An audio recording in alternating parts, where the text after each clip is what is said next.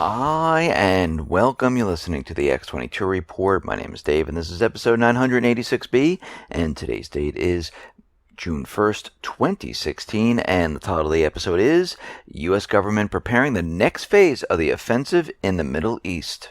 Now, before I get started, I just want to make an announcement. I just uploaded an interview with David Morgan. It is on the X22 Report Spotlight YouTube channel, so you can go right over that channel and you can see the video there. Or you can come over to the x22report.com site. If you scroll down a little bit, look over to your right-hand side, you'll see the video there. You can play it there. Or you can go to newssentinel.com. That's NEWZSENTINEL.com. Same thing. Scroll down a little bit, look over to your right-hand side. You'll see the video there, and you can play it right on the site.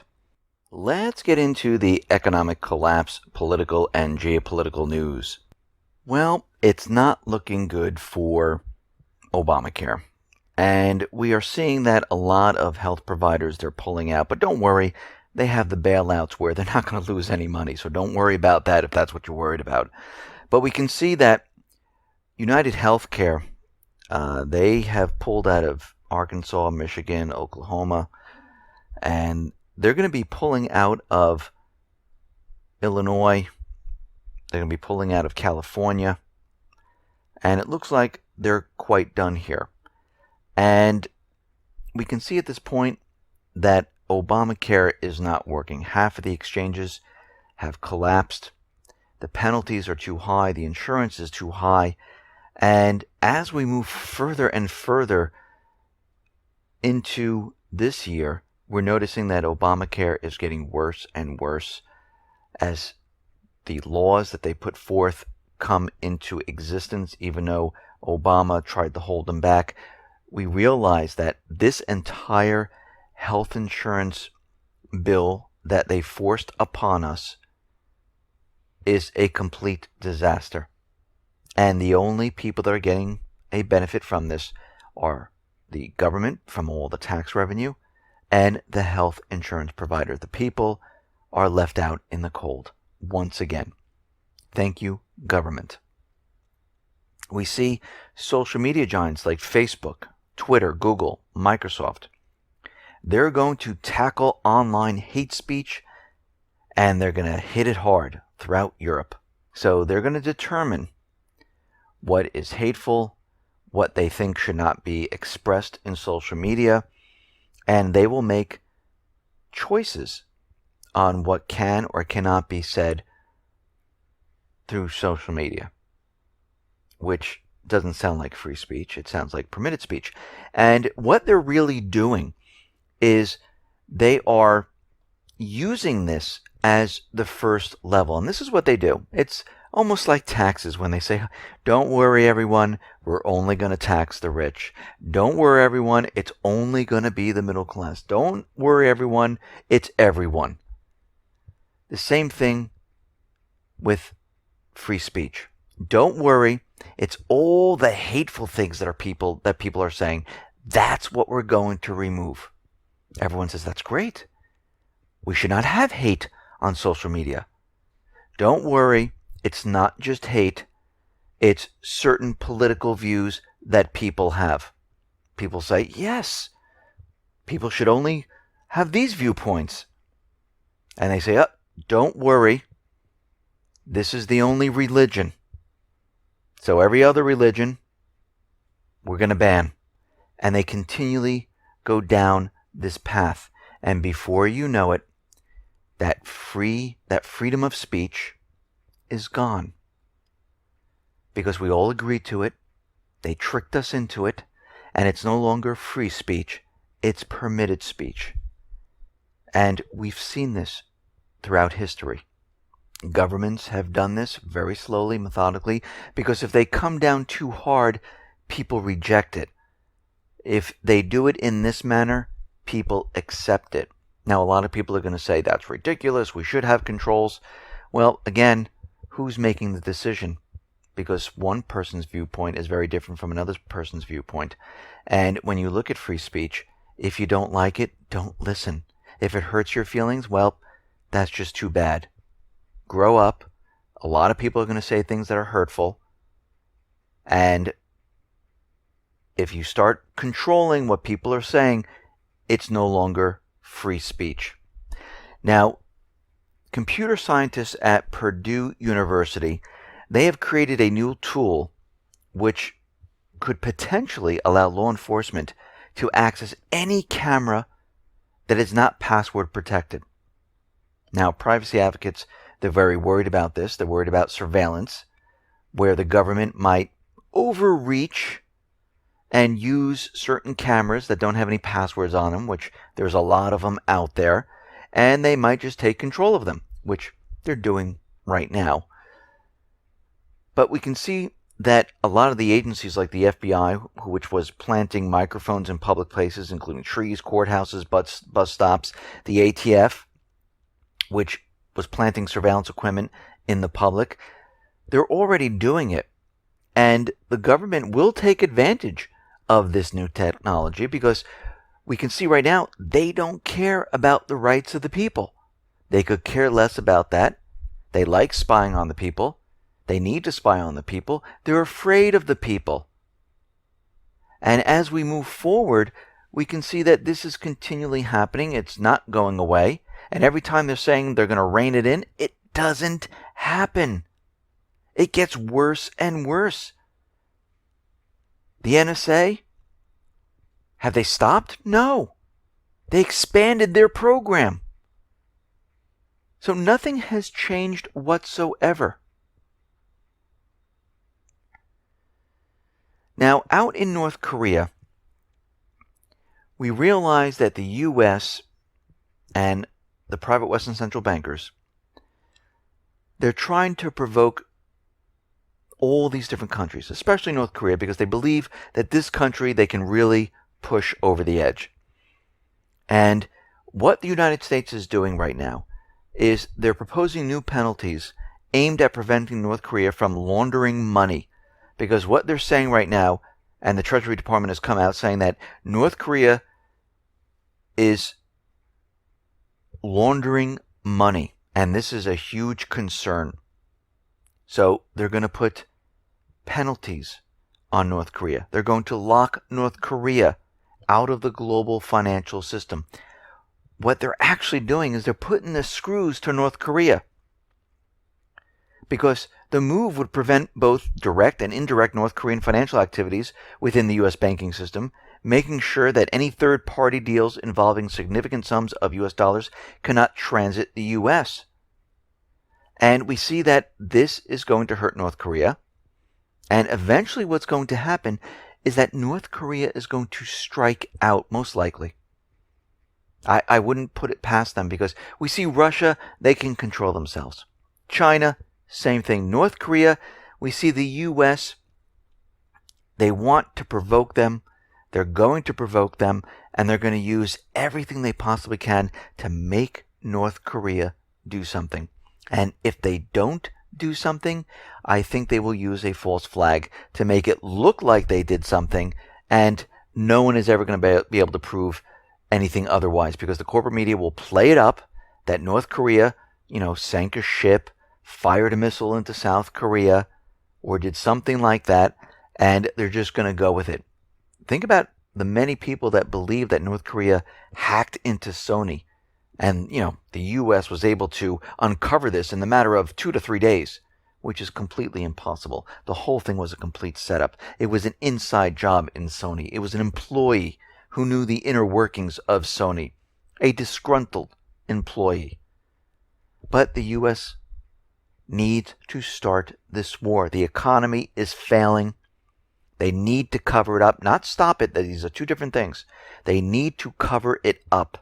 They need to blame a third party so they are not blamed for what is about to happen. Now, the U.S. is continually provoking China in the South China Sea, and we see that they're not going to stop because all the players are the same. Russia, North Korea, Syria, Iran, China, many of the BRIC nations. And right now, China, they're looking to launch an air defense identification zone in the South China Sea. And they're saying that this all depends on the U.S. because they're continually provoking us. They're continually making problems in this area where there were never any problems. And of course, the U.S. went around to all the different countries around this area, and they kind of bribed them, because we see in the Philippines, listen, do what we say, we'll bring in military assets, we'll give you funds. Vietnam, the same thing.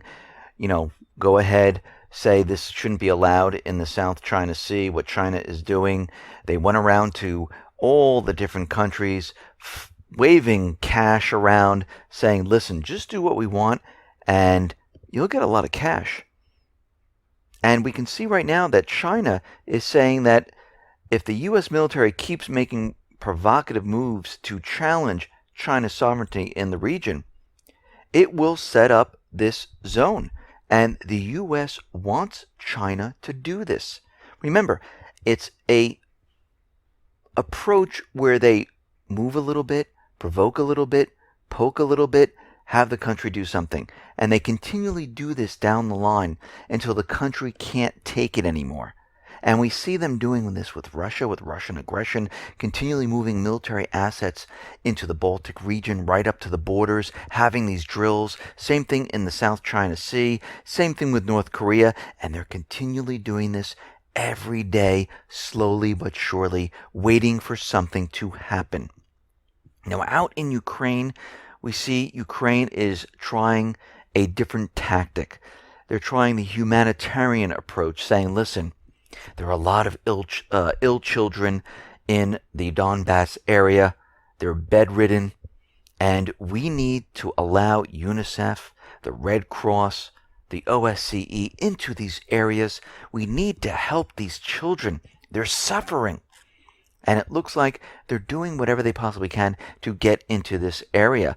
Now, Ukraine is taking it to the next level. American journalist Ian Bateson, he has accused Ukraine of declaring war on journalists and labeling over 4,000 reporters as terrorists. Now, these reports are from Reuters, BBC, and many other news agencies. Now, what happened was they went ahead and they registered in the southeastern area, and Ukraine said, oh, no, if you do that, you are terrorists, because they don't want them reporting on what's really going on there.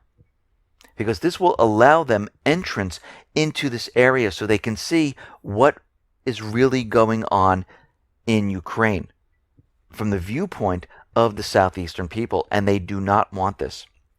So they have this website called The Peacemaker, and they revealed the names, email addresses, and phone numbers of 4,000 journalists, and these are correspondents from the New York Times, Reuters, BBC, and many other outlets. And we can see right now they wanted to cover the Malaysian airline Flight 17, the downing of it, and they needed to get the accreditation in the southeastern area. And guess what? We know this was an inside job. We know it was the U.S. We know it was the Ukrainian government, because they had the air traffic controllers that directed the plane right over the area. They had the Buk missile. They had the jet flying behind the airline. And this is a complete cover-up. And that's what they're doing right now. They're covering up everything that has happened. Now, out in Yemen, we see Blackwater or Academy. They have contracted with many of the Middle Eastern countries, United Arab Emirates, Saudi Arabia, and they're using Blackwater to fight their battles. And we can see that a lot of these Middle Eastern countries, well, they don't have the military might to fight these battles. So they're hiring mercenaries to go out and do this. And we see that the RRMC LLC is an Emirate-owned company that specializes in hiring foreign mercenaries. And they hired these people. And we see that Saudi Arabia, United Arab Emirates, they are hiring these individuals, and they're using them to fight the Houthis in Yemen. And we also see Blackwater in many other countries fighting the battle for the United States. Now, the U.S. cannot confirm reports that Russia actually bombed buildings or a hospital in Syria. And it came out right away that, it was Russia, it was the Syrian armed forces, and now the U.S. is backtracking. Russia called them on it. John Kirby was out there saying that we might have to assist Russia into finding out who the culprit is who bombed this area. Now, most likely it's going to be the terrorists, or maybe Israel. We don't know. But we can see right now that the U.S. is backing off their propaganda statement because they had no proof whatsoever. Russia was calling them out on it. And we're going to have to see how this develops. Most likely it's going to be the terrorists, the moderate rebels, because we've seen this in the past. Now, Russia right now is working with the United States, but they have no agreement to go and fight the terrorists. All they do is they trade information through corresponding channels. But there's no cooperation whatsoever in fighting terrorists because the United States is doing what they want and Russia is actually fighting the terrorists. The United States, what they're doing is they're preparing a new offensive. They're trying to get land. They're trying to separate Syria into different parts. That is their plan right now. They're trying to keep the corridor open through Turkey. And if the Islamic State is there, they're replacing the Islamic State with the moderate rebels because under the agreement, Russia will not attack the moderate rebels. So this is why they're using that. And we can see that right now, Russia, they are getting ready for a major offensive in Deir ez-Zor. They're preparing, getting ready with the Syrian armed forces. We see Russian warplanes. They hit the Islamic State oil facilities in Raqqa and destroyed them. And we're starting to get reports that the Turkish military, they have entered Syria. And they are moving from the northern area down south. Now, if they have done this, which I believe they have just invaded another country. And what they're trying to do is they're trying to map out the northern part of Syria. Because we can see that the U.S.-backed Syrian forces, they have launched an offensive in Manbij. And we can see when we look at the map where they're trying to maintain control of Aleppo, maintain control of Manbij, maintain control of Raqqa, and when you put all these together, it's the entire northern area. Now, of course, over to the east of Syria, we see that this is the Kurdish region, and we see that the UN is very concerned about all the refugees that are trapped right up to the border of Turkey. So we can see at this point what they're trying to do. They're trying to create this area. And they're trying to say, this zone here is going to be partitioned off. There'll be a Kurdish zone.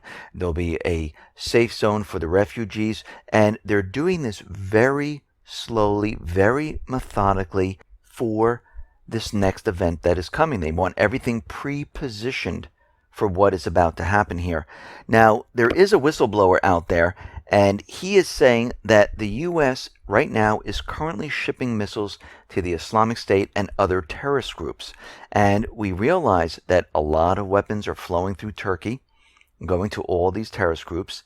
And right now, we see that things are getting readied and prepared for this next event that's coming during the summer. Now, can things change? Of course they can, but we are looking at indicators, and each indicator right now is showing that something major is about to happen. In August, we got that travel alert from the United States throughout Europe that something might happen, and then we start to get information that the Islamic State is entering a new phase of warfare, and they're saying that the group is moving into this new phase, and it's going to likely lead to more attacks on the international civilian targets. Very interesting. And they're saying that what the Islamic State is doing right now, since they're losing in Syria, they're going to take their war to the civilian population across Europe and in the United States. So we can see this is all playing into the plan. This is all happening right in front of us.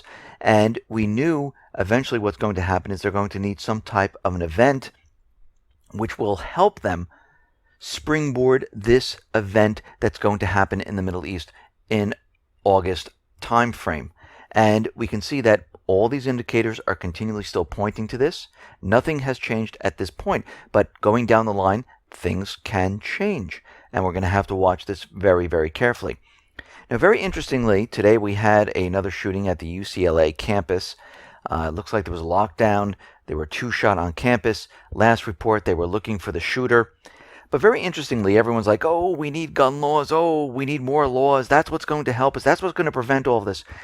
Well, I hate to burst everyone's bubble, but more laws don't prevent anything. Think about the laws that they already have in California. California Penal Code 626.9. Gun-free school zone. Any person who brings a loaded firearm upon the grounds of a University of California campus without written permission is subject to arrest and prosecution for a felony crime.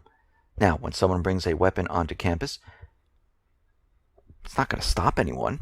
Yes, maybe afterwards it will stop it. California Penal Code 12020. Unlawfully carrying and possession of weapons. California Penal Code 417, brandishing a deadly weapon. Any person who exhibits a firearm or a deadly weapon in a rude, angry, or threatening manner, or who in any manner unlawfully uses the same in any fight or quarrel, guess what, is subject to prosecution and imprisonment. Well, that's not going to prevent anyone, because the crime is already going to be committed. California Senate Bill 1828. Any person who openly displays or exposes an imitation firearm, like a BB gun, pellet gun, in a public place is guilty of an infraction for a first or second offense. California Penal Code 245. Assault with a deadly weapon. Any person who commits an assault upon another person with a firearm or other deadly weapon, guess what? Imprisonment. This doesn't prevent anything. All these laws, law after law, and there's more actually, but they're all the same. All these laws are not going to prevent what is happening, especially when it's a false flag. Let's just clear that up right off the bat. If it is a false flag, this was created by the government to push an agenda. Now, was this a false flag? We don't know yet. Was this a disgruntled student? Maybe. But this was a gun-free zone. And they went ahead and brought a weapon to a gun-free zone. Remember, people use objects. Objects don't do things on their own. This person could have had a knife. Actually, there's many, many stabbings that occur around the country, but you don't really hear them reported. Because what the government is really trying to do is make you aware of the gun, because they want guns taken away from the people. Whenever it's a knife or a stabbing and someone stabs 2 or 3 people, they really don't like to report it that much. Actually, sometimes not at all. But remember, it is the person. If a person gets into a car and decides to use that car to run down another person, the car is not at fault. It is the person. And all these laws telling people not to do this doesn't make people not do things. Well, robbery's a crime, but do people rob and steal? Yes. Do people go through red lights? Yes. This does not prevent anyone from doing something just because it's written down. All it does is it makes you accountable after the fact so they can throw you in prison or place a fine on you. And if you are a real criminal, and let's just go with the government's made-up stories that these things are actually happening, these people would know how to get it on the black market.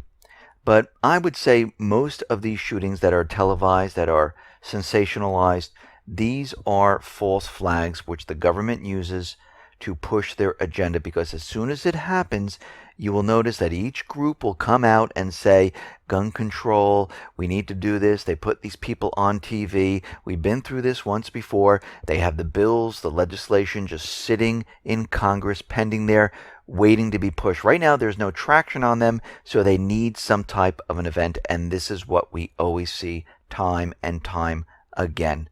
Listen, everyone, thanks a lot for listening. Be well, be safe, and especially be prepared. Thanks a lot.